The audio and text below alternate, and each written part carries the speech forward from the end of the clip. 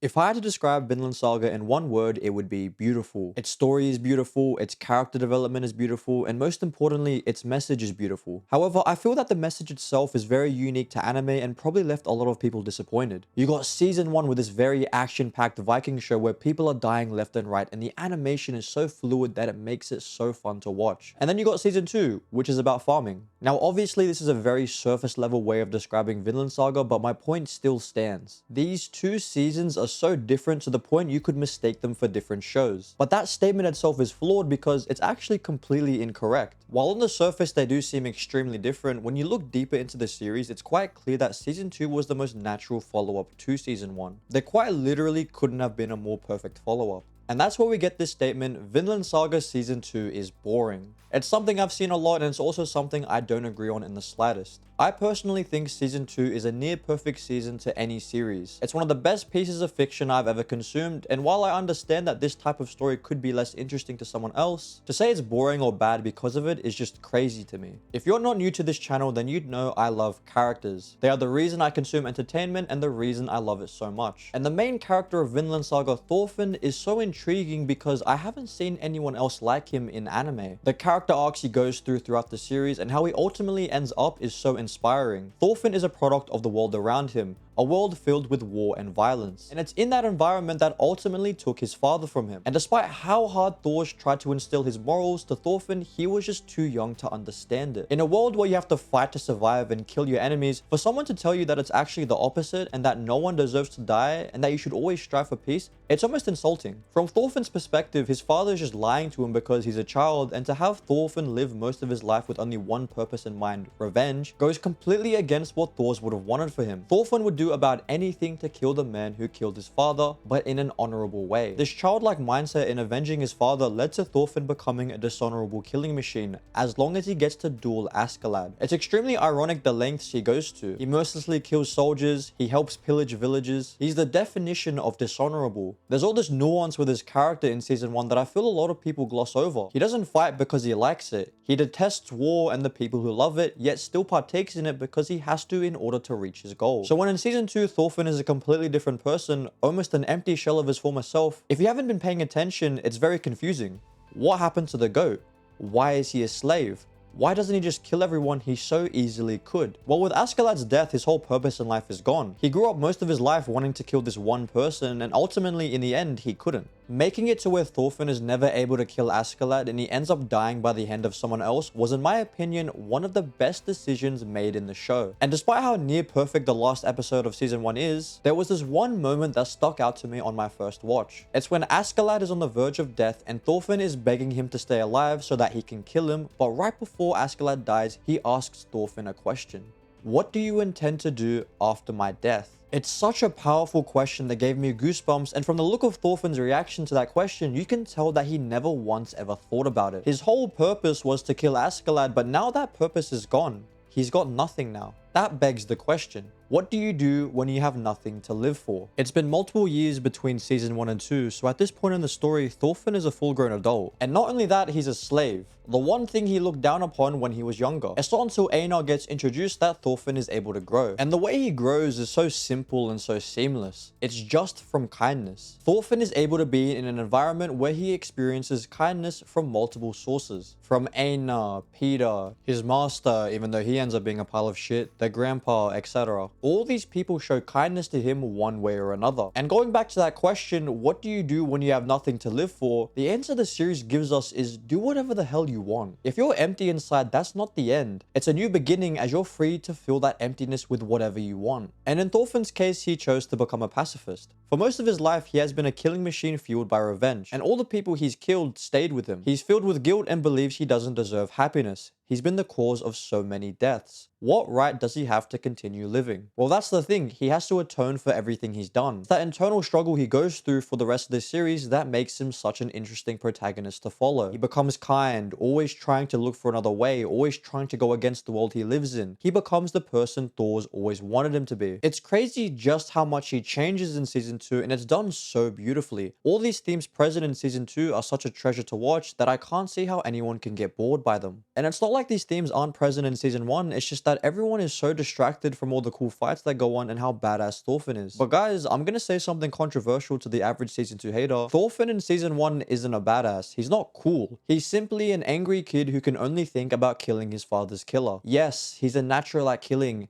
Yes, he's very entertaining to watch, but I'd argue that Thorfinn in season 2 is a million times the badass he ever was in season 1. His kindness and compassion for others is so admiring that you almost want to be like him. He's still an incredible fighter, but instead of fighting with rage and anger, he fights to protect the people he cares for and also never resorts to killing ever again. Even when in a life or death situation, he never fights to kill and he never uses a weapon to fight. To me, someone who has the capacity to kill anyone but chooses not to is way cooler than someone who kills because they can. Throughout the series, we're always asked what a true warrior is. It's a question no one knows the answer to. The only person who managed to figure it out is Thor's. A true warrior doesn't need a sword. Cryptic quotes like this are said from Thor's, but it really isn't until season 2 where we really understand what Thor's was trying to say. A true warrior isn't about strength or how many people he can kill. It's actually the opposite. A true warrior is someone who can fight for what's right, will always try and find a way towards peace without violence. Someone who knows that people don't deserve to die. Thorfinn, by the end of season 2, is able to achieve something his father never could.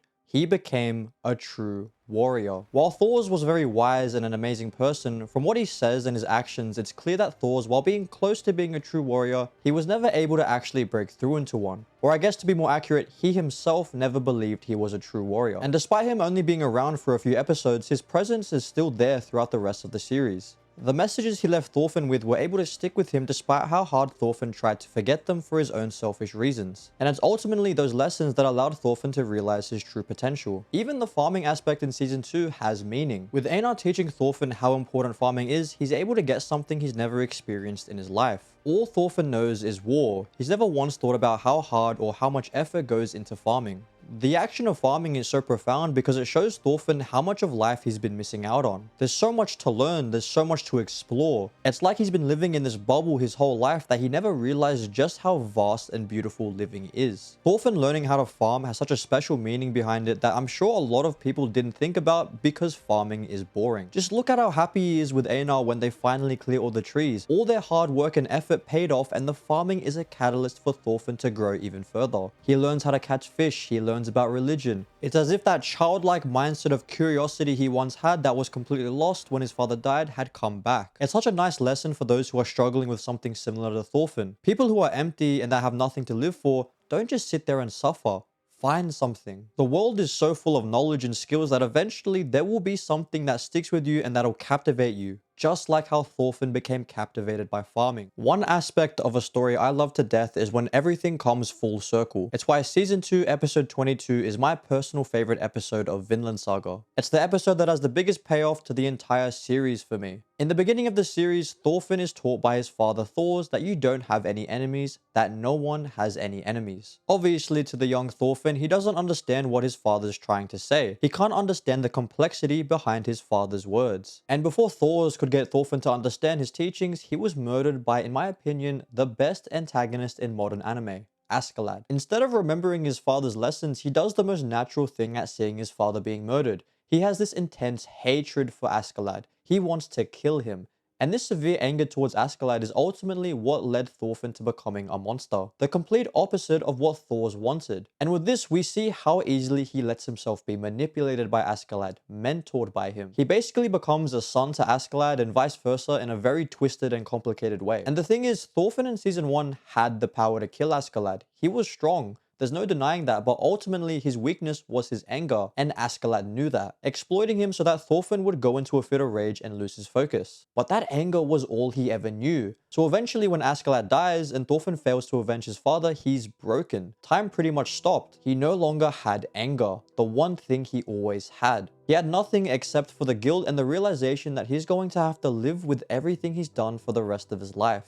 But despite that, despite believing living is horrible, for some reason, when his life is actually on the line, he fights to protect it. For some reason, on an instinctual level, he wants to live, but he doesn't know why. He then makes friends, goes through hardships with them, and finally, after all these years, remembers his father's lessons. There's this amazing dream sequence where Thorfinn sees what becomes of people who are consumed by war, and he reunites with Askeladd. Askeladd's on top of a pillar looking down on everyone endlessly fighting, and we see Thorfinn is on the brink of falling into it. Then we see corpses piling on top of each other, all the people Thorfinn had brutally slaughtered. At first, he rejects them, not wanting to face the reality of his actions. It's Askeladd that reminds him that he still has time, that he can still atone for his actions, that he needs to take all the people he's killed out of this hell and bring them someplace better, where they can rest in peace. Even going as far as to drop down off his pillar and fight off the people to help Thorfinn escape. Askeladd has always been such a complex character, but this scene throws away any doubt about what he thinks about Thorfinn. It shows that he truly cares for Thorfinn more than just a henchman, going out of his way to help him with nothing to gain in return. This is when Thorfinn finds his resolve to always find another way, to never fight again, and to atone for every horrible action he's committed. Then we get into the second half with Arnheid and her husband. They're also the products of war who were both enslaved, and that's when Thorfinn finds out that no matter how hard he tries, there's going to be some times where he needs to fight. And even still, he hates that. And although this ends in tragedy, it affirms that this world is broken. And funny enough, this is where the actual plot of Thorfinn creating Vinland into a land of peace begins. But before that, there's still one more thing he has to realize. And that's when Canute comes in. Canute went through an amazing character arc in season 1, and while his ideology in wanting to create a peaceful land is the same as Thorfinn, he goes about it in a completely different way. And this eventually leads to Canute attacking the farm Thorfinn is on for political reasons, while of course not knowing Thorfinn is on the farm. And that's when for the first time in years, Thorfinn is stuck in the middle of a battle.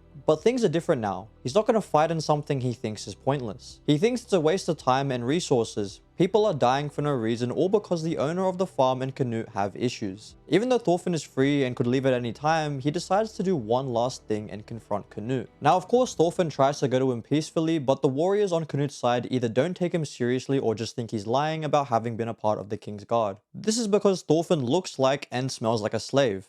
And to be fair, he was a slave, so you can't really blame them. Now what follows is one of the best scenes in not only anime, but ever. Thorfinn starts getting beat by one of the strongest guards, and it goes on long enough for people to start betting on how many punches it'll take for him to go unconscious. And when Thorfinn realizes this, he decides to make a bet on himself, that if he can last 100 punches, then they have to take him to the king. Now obviously this is insane, so of course they agree to this because no one's lasting 100 punches. And it's incredible to see the soldiers see this as a fun game, all laughing at Thorfinn and trying to make money. And there was a close call when he gets distracted for a split second, causing him to get punched with full force, and as everyone's collecting their money, Thorfinn gets up and yells for the first time in the season, calling his punches weak and to hurry it up because he has people waiting for him. This was the first time the soldiers took him seriously, and what follows is the last couple punches. We get shots of the once riled up soldiers who weren't taking this seriously and having a good laugh to dead silence. All we see is the soldiers' faces as they watch till the end. And as the bet of 100 punches concludes with Thorfinn being the only one standing, that's when he gets an apology from the guard and calls him a true warrior.